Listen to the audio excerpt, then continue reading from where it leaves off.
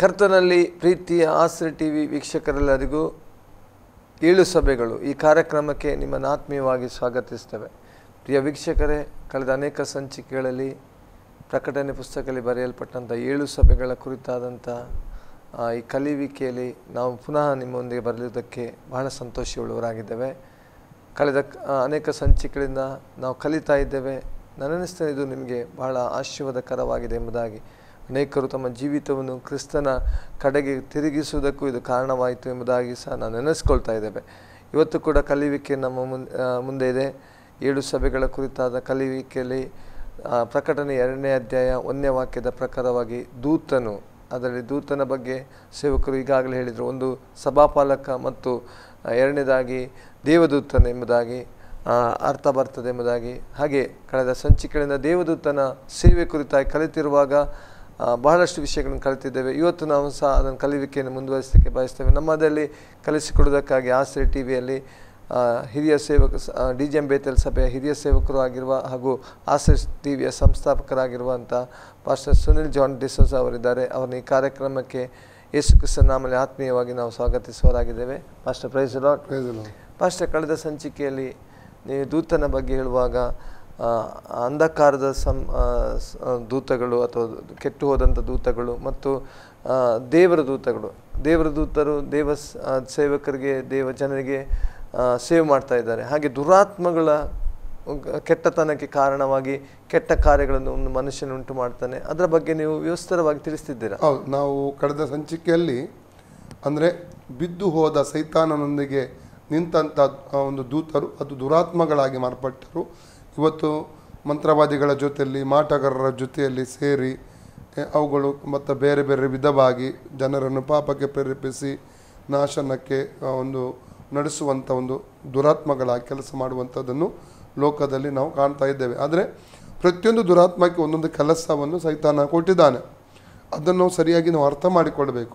ಯಾವಾಗ ಒಬ್ಬ ವ್ಯಕ್ತಿಯಲ್ಲಿ ದುರಾತ್ಮನ ಈ ಸ್ವಭಾವಗಳು, ಈ ಸಂಗತಿಗಳು ಪ್ರಕಟವಾಗ್ತದೆ, ಆವಾಗ ತಿಳ್ಕೋಬೇಕು, ನಾನೊಂದು ದುರಾತ್ಮನ ಪ್ರಭಾವಕ್ಕೆ ಒಳಗಾಗಿದೆ, ನನಗೆ ಮಾನಸಾಂತರದ ಅವಶ್ಯಕತೆ ಇದೆ, ಇದರಿಂದ ನನಗೆ ಬಿಡುಗಡೆ ಬೇಕಂತ ವ್ಯಕ್ತಿ ತಿಳ್ಕೊಂಡು ಮಾನಸಾಂತರ ಪಟ್ಟು ದೇವರ ಸಹಾಯಕ್ಕಾಗಿ ಮೊರೆ ಇಡುವಾಗ ಅವನಿಗೆ ಅದರಿಂದ ಬಿಡುಗಡೆ ಸಿಗ್ತದೆ.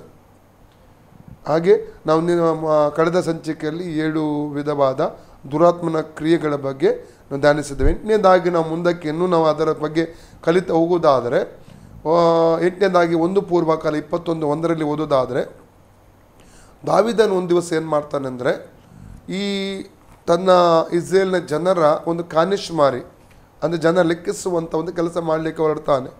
ಇದು ದೇವರಿಗೆ ಇಷ್ಟವಿಲ್ಲದಂಥ ಕಾರ್ಯ, ದೇವರಿಗೆ ಚಿತ್ತ ಇಲ್ಲದಂಥ ಒಂದು ಕಾರ್ಯವಾಗಿತ್ತು.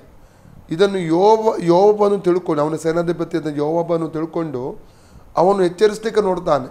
ಅವನಿಗೆ ಏನು ಮಾಡಲಿಕ್ಕೆ ಆಗುತ್ತಾ ಇಲ್ಲ.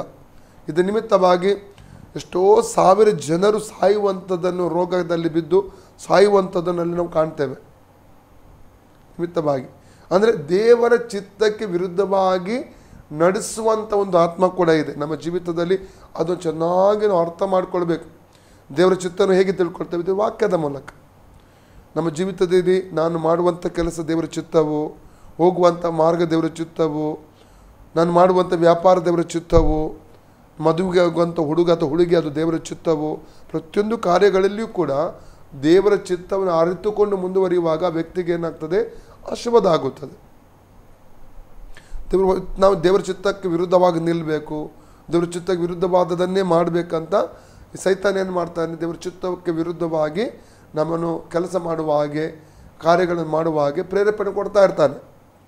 ಅದಕ್ಕಾಗಿ ನಾವು ಯಾವ ಆತ್ಮಕ್ಕೆ ಒಳಪಟ್ಟಿದ್ದೇವೆ ಅಂತ ನಾವು ಚೆನ್ನಾಗಿ ನಾವು ಅರ್ಥ ಮಾಡಿಕೊಳ್ಳುವುದಾದರೆ ಎಚ್ಚರಿಕೆಯಿಂದ ಮುಂದುವರಿಯಲಿಕ್ಕೆ ನಮಗೆ ಸಾಧ್ಯವಾಗುತ್ತದೆ.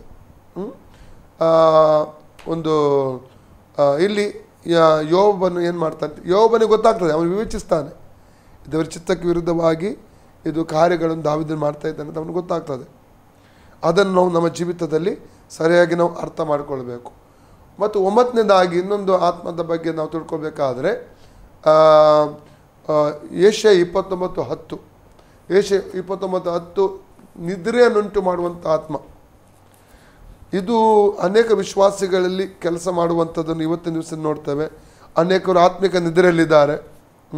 ಸ್ವಾರ್ಥ ಸೇವೆಯ ಬಗ್ಗೆ ಅವರಿಗೆ ಯಾವುದೇ ಭಾರ ಇಲ್ಲ, ಅಥವಾ ಸಭೆ ಬಗ್ಗೆ ಭಾರ ಇಲ್ಲ, ತಮ್ಮ ಆತ್ಮಿಕ ಜವಾಬ್ದಾರಿಗಳ ಬಗ್ಗೆ ಅವರಿಗೆ ಭಾರ ಇಲ್ಲ.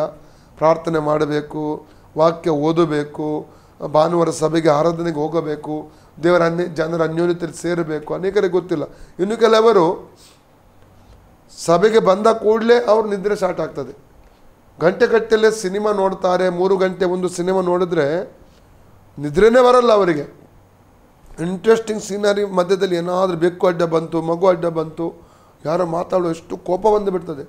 ಅಷ್ಟು ಕಣ್ಣು ರೆಪ್ಪೆ ಮುಚ್ಚದೆ ಎಚ್ಚರಿಕೆಯಿಂದ ಅವರು ಸಿನಿಮಾವನ್ನು ನೋಡ್ತಾರೆ, ಸೀರಿಯಲ್ಗಳನ್ನು ನೋಡ್ತಾರೆ. ಸಭೆಗೆ ಬಂದು ಆರಾಧನೆ ಸ್ಟಾರ್ಟ್ ಆಗೋ, ವಾಕ್ಯ ಸ್ಟಾರ್ಟ್ ಆಗೋ ನಿದ್ರೆ ಬಂದು ಬಿಡ್ತದೆ. ಬೈಬಲ್ ತೆರೆದು 1-2 ವಾಕ್ಯ ಓದುವಾಗಲೇ ನಿದ್ರೆ ಬಂದು ಬಿಡ್ತದೆ. ಪ್ರಾರ್ಥನೆ ಕೂತ್ಕೊಳ್ಳುವಾಗ ನಿದ್ರೆ ಬರ್ತದೆ. ಅಂದರೆ ಇದೊಂದು ದುರಾತ್ಮನ ಕೆಲಸವಾಗಿದೆ, ನಿದ್ರೆಯನ್ನು ಉಂಟು ಮಾಡುವಂಥದ್ದು. ಅದನ್ನು ಅರ್ಥ ಮಾಡಿಕೊಂಡು ಅದಕ್ಕೆ ವಿರುದ್ಧವಾಗಿ ನಿಲ್ಲಬೇಕು ಅವರು. ಓದಿ 29 ದೇಶ. ಯೆಹೋವನು ನಿಮ್ಮ ಮೇಲೆ ಗಾಢ ನಿದ್ರೆಯನ್ನು ಆಂಗ್ಲದಲ್ಲಿ ಬರೆದು ಗೊತ್ತಾಗ್ತದೆ. ಸ್ಪಿರಿಟ್ ಆಫ್ ಸ್ಲಿಪ್ ಅಂತ ಬರೆಯಲ್ಪಟ್ಟಿದೆ, ಡೀಪ್ ಸ್ಲಿಪ್ ಅಂತ ಬರೆದಿದೆ. ನಿದ್ರೆಯನ್ನು ಉಂಟು ಮಾಡುವಂಥ ಒಂದು ಆತ್ಮ, ನಿದ್ರೆಗೆ ನಡೆಸುವಂಥ ಒಂದು ಆತ್ಮವಿದೆ. ಅದನ್ನು ನಾವು ಸರಿಯಾಗಿ ನಮ್ಮ ಜೀವಿತದಲ್ಲಿ ಅದನ್ನು ಅರ್ಥ ಮಾಡಿಕೊಂಡು ಎಚ್ಚರಿಕೆಯಿಂದ ನಾವು ಮುಂದುವರಿಯುವಾಗ ದೇವರು ನಮ್ಮ ಜೀವಿತ ಕಾರ್ಯಗಳನ್ನು ಮಾಡಲಿಕ್ಕಾಗ್ತದೆ. ಮತ್ತು 10ನೇದಾಗಿ ಇನ್ನೊಂದು ಆತ್ಮ ಇದೆ. ಏಷ್ಯಾ 61:3 ವಾಕ್ಯ. ಶೋಕಿಸುವ ಆತ್ಮ, ದುಃಖದ ಆತ್ಮ. ಅದನ್ನು ಓದಿದ ಮೇಲೆ ನಾವು ಅದರ ಬಗ್ಗೆ ನಾವು ನೋಡುವ.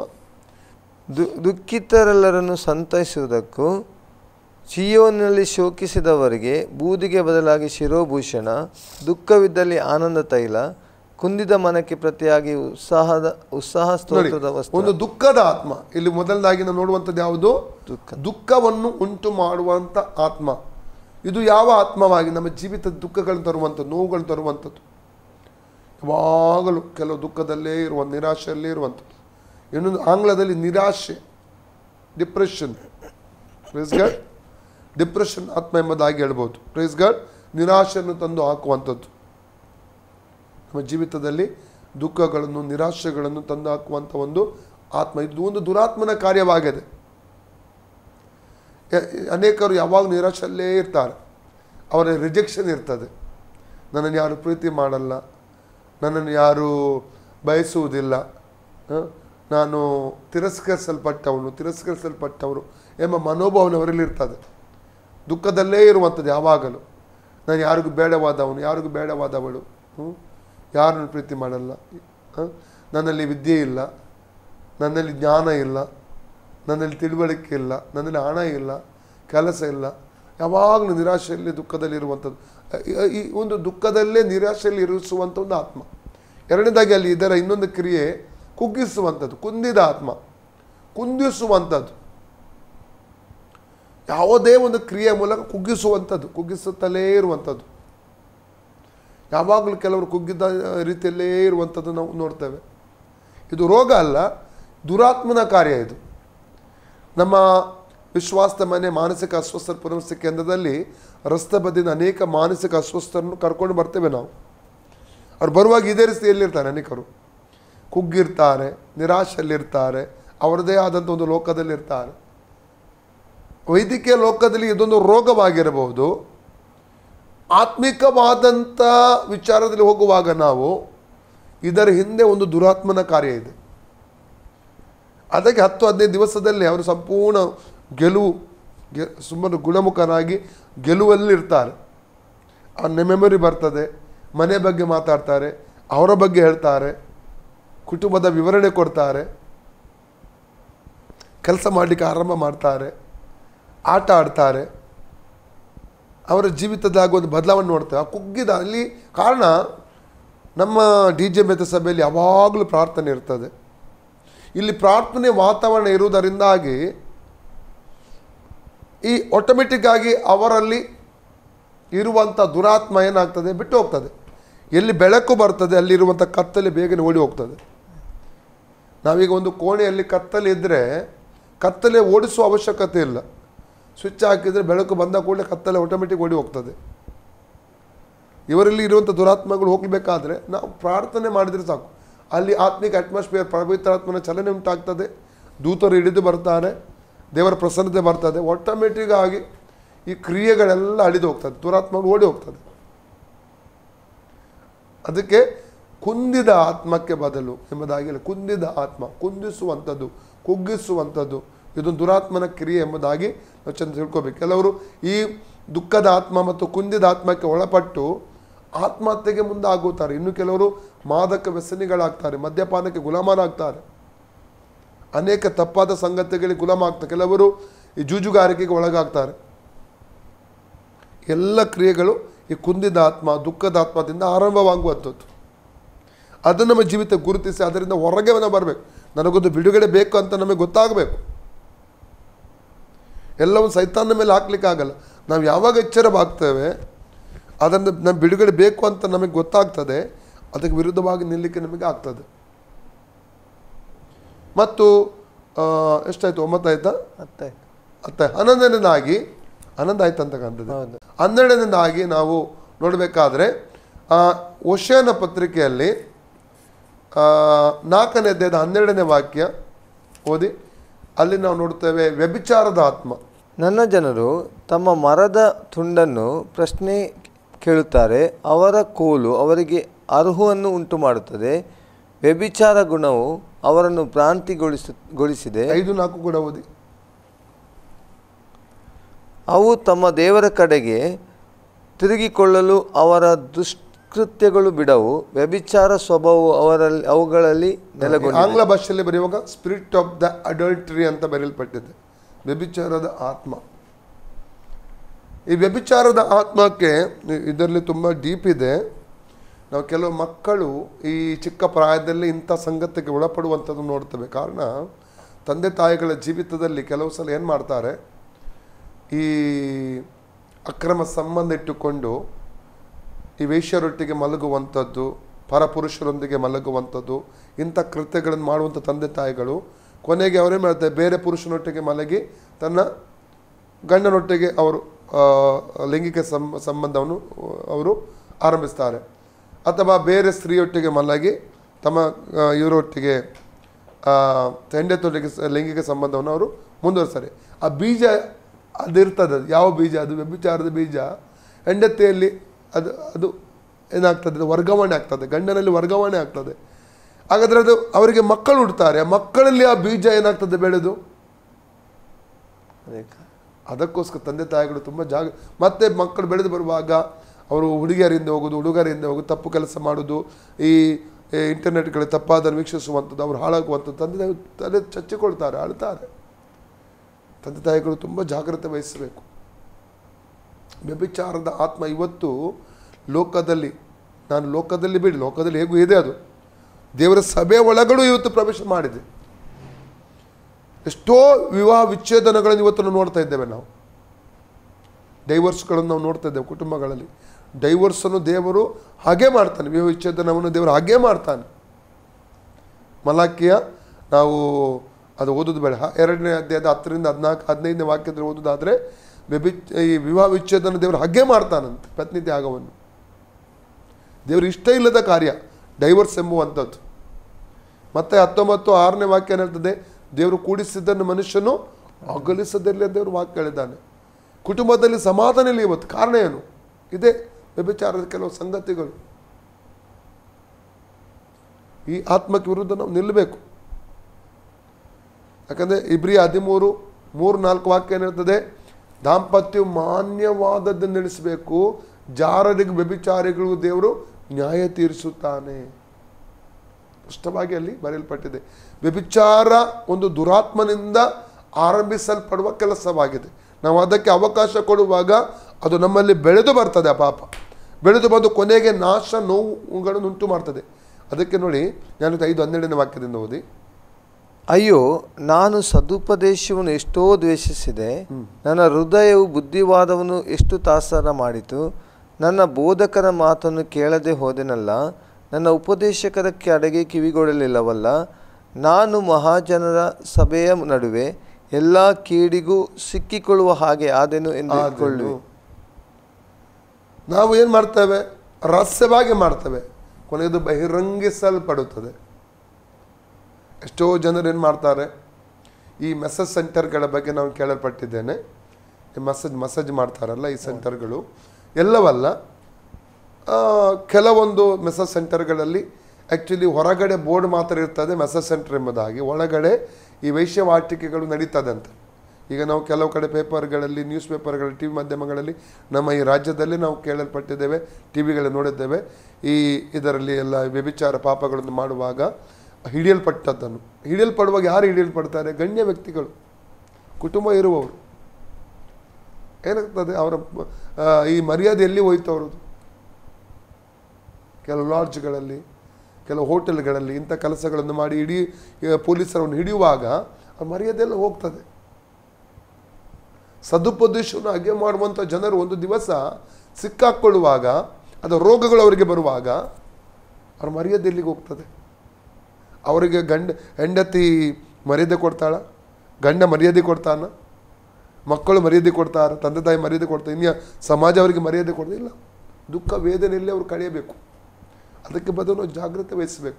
ಇಂಥ ಆತ್ಮಕ್ಕೆ ನಾವು ಒಳಪಡದಾಗಿ ತುಂಬ ಜಾಗ್ರತೆಯಿಂದ ನಮ್ಮ ಜೀವಿತವನ್ನು ದೇವರ ವಚನದ ಪ್ರಕಾರ ಜೀವಿಸುವುದಾದರೆ ದೇವರು ನಮ್ಮನ್ನು ಆಶೀರ್ವಾದ ಮಾಡ್ತಾರೆ. ಅದಕ್ಕೆ 5ನೇ ಅಧ್ಯಾಯ ನಾವು 17ನೇ ವಾಕ್ಯದಿಂದ ಓದುವುದಾದರೆ ಜ್ಞಾನೋಕ್ತಿಯಲ್ಲಿ, ಅವು ನಿನಗೊಬ್ಬನಿಗೋಸ್ಕರವೇ ಹರಿಯಲಿ, ಪರರು ನಿನ್ನೊಂದಿಗೆ ಸೇರಿ ಕುಡಿಯಬಾರದು. ನಿನ್ನ ಬುಗ್ಗೆಯು ದೇವರ ಆಶೀರ್ವಾದವನ್ನು ಹೊಂದಲಿ. ನಿನ್ನ ಯೌವನ ಕಾಲದ ಪತ್ನಿಯಲ್ಲಿ ಆನಂದಿಸು, ಆಕೆ ಮನೋಹರವಾದ ಜಿಂಕೆಯಂತೆಯೂ. ನಿನ್ನ ಯೌವನ ಕಾಲದ ಪತ್ನಿಯಲ್ಲಿ ಆನಂದಿಸು, ವಾಕ್ಯ ಸ್ಪಷ್ಟವಾಗಿ ಹೇಳ್ತದೆ. ನಿನ್ನ ಯೌವನ ಕಾಲದ ಪತ್ನಿಯಲ್ಲಿ, ನಿನ್ನ ಯೌವನ ಕಾಲದ ಪತ್ನಿಯಲ್ಲಿ ಆನಂದಿಸುವಂಥ ವಾಕ್ಯ ನಮಗೆ ಅದೇ. ವ್ಯಭಿಚಾರದ ಆತ್ಮ ಇವತ್ತು ಲೋಕದಲ್ಲಿ ಬಲವಾಗಿ ಕೆಲಸ ಮಾಡೋ ನಿಮಿತ್ತವಾಗಿ ಎಷ್ಟೋ ದೇವ ಜನರು ಬಿದ್ದು ಹೋಗ್ತಾ ಇದ್ದಾರೆ, ಎಷ್ಟೋ ದೇವ ಸೇವಕರು ಬಿದ್ದು ಹೋಗ್ತಾ ಇದ್ದಾರೆ. ಆದ ಕಾರಣ ನಾವು ಈ ಆತ್ಮಕ್ಕೆ ವಿರುದ್ಧವಾಗಿ ನಿಲ್ಲಬೇಕು. ಇದು ದುರಾತ್ಮನ ಕೆಲಸವಾಗಿದೆ. ಲೋಕದ ನಡೆಯುವಂಥ ಸಭೆಗೆ ವಿರುದ್ಧವಾಗಿ ನಿಲ್ಲ ದುರಾತ್ಮನ ಕೆಲಸವಾಗಿದೆ ಇದು. ಇನ್ನು ಮುಂದೆ ಹೋಗುವ 13ನೇದಾಗಿ ನಾನು ಹೇಳಬೇಕಾ ದುರಾತ್ಮನ ಒಂದು ಕಾರ್ಯಗಳ ಬಗ್ಗೆ ಹೇಳಬೇಕಾದ್ರೆ, ಯೆರೆಮೀಯ 23ನೇ ಅಧ್ಯಾಯ 13ನೇ ವಾಕ್ಯ, book of Jeremiah 23 chapter 13 verses ಓದೋದಾದರೆ, ಬಾಳ್ ದೇವತೆಯ ಅವಶ್ಯದಿಂದ ಪ್ರವಾದಿಸಿದಿರು ಅಂತ ಹೇಳ್ತದೆ. ಅಂದರೆ ದುರಾತ್ಮನ ಪ್ರೇರೇಪಣೆಯಿಂದ ಸುಳ್ಳು ಪ್ರವಾದಿಸುವಂಥದ್ದು. ಓದಿ. ನಾನು ಸಮಾರ್ಯದ ಪ್ರವಾದಿಗಳಲ್ಲಿ ಆಯುಕ್ತವನ್ನು ನೋಡಿದ್ದೇನೆ. ಅವರು ಬಾಳ್ ದೇವತೆಯ ಅವಶ್ಯದಿಂದ ಪ್ರವಾದಿಸಿ ಇಸ್ರೇಲ್ ಎಂಬ ನನ್ನ ಜನರನ್ನು ಮಾರ್ಗ ತಪ್ಪಿಸಿದ್ದಾರೆ. ಹೌದು, ಇವತ್ತು ಸುಳ್ಳು ಪ್ರವಾದಿಸಿ ಜನರನ್ನು ಸರಿಯಾದ ಮಾರ್ಗದಿಂದ ತಪ್ಪಿಸುವಂಥದ್ದು. ನಿಮಗೆ ತೊಂದರೆ ಆಗುವುದಿಲ್ಲ. ಪಾಪದಲ್ಲಿ ಜೀವಿಸಿದ್ರು, ಇಬ್ಬರು ಹೆಂಡತಿನಿಟ್ಟುಕೊಂಡು ಅಕ್ರಮವಾಗಿಟ್ಟುಕೊಂಡು ಜೀವನ ಮಾಡ್ತಾಯಿದ್ರು, ವ್ಯಭಿಚಾರದಲ್ಲಿ ಜೀವನ ಮಾಡ್ತಾಯಿದ್ರು, ಕುಡುಕ ಜೀವನ ಮಾಡ್ತಾಯಿದ್ರು. ಅವರಿಗೆ ನಿಮಗೆ ಒಳ್ಳೆಯದಾಗ್ತದೆ, ನಿಮಗೆ ಆಶೀರ್ವಾದ ಆಗ್ತದೆ, ಶುಭವಾಗ್ತದೆ ಎಂಬುದಾಗಿ ಹೇಳಿ ಪ್ರವಾದಿಸುವಂಥದ್ದು. ಇದು ದೇವರ ವಾಕ್ಯಕ್ಕೆ ವಿರುದ್ಧವಾಗಿ ಬರುವಂಥ ಪ್ರವಾದನೆಗಳು ಇವತ್ತು ಲೋಕದಲ್ಲಿ ನೋಡ್ತಾ ಇದೆ. ಜನರಿಗೆ ಅದೇ ಬೇಕು.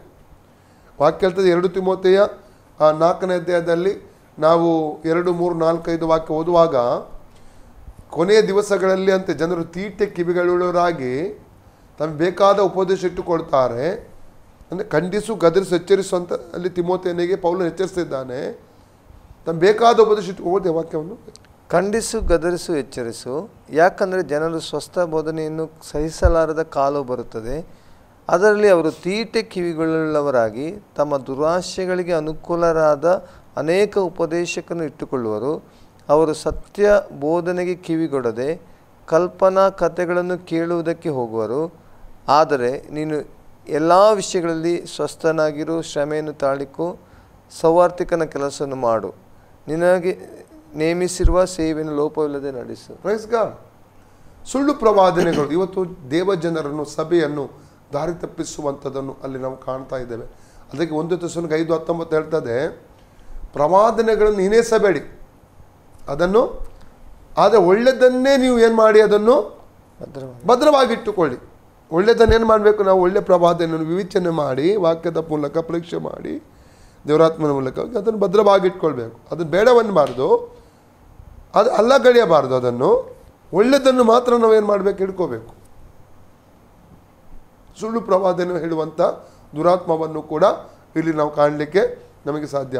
14ನೇದಾಗಿ ಹೇಳಬೇಕಾದ್ರೆ ನಾವು ಜಕರ್ಯನ ಪುಸ್ತಕದಲ್ಲಿ 13ನೇ ಅಧ್ಯಾಯ 2ನೇ ವಾಕ್ಯದಲ್ಲಿ ಕೂಡ ಅಲ್ಲಿ ನಾವು ದಾರಿ ತಪ್ಪಿಸುವಂಥದ್ದು ಅಥವಾ ಮಾರ್ಗ ತಪ್ಪಿಸುವಂಥದ್ದು, ಇಲ್ಲಿ ಕೂಡ ಪ್ರವಾದಿಗಳನ್ನು ದಾರಿ ತಪ್ಪಿಸುವಂಥದ್ದು ಎಂಬುದಾಗಿ ನೋಡಿ. ಇಬ್ರಿಯ ಜಕರ್ಯ 13:2. ಸೇನಾಧೀಶ್ವರನು ಯೆಹೋವನೆಂತೆನ್ನುತ್ತಾನೆ, ಆ ದಿನಗಳಲ್ಲಿ ನಾನು ವಿಗ್ರಹಗಳನ್ನು ದೇಶದೊಳಗೆ ನಿರ್ನಾಮ ಮಾಡುವೆನು, ಅವು ಇನ್ನು ಯಾರ ನೆನಪಿಗೂ ಬಾರವು.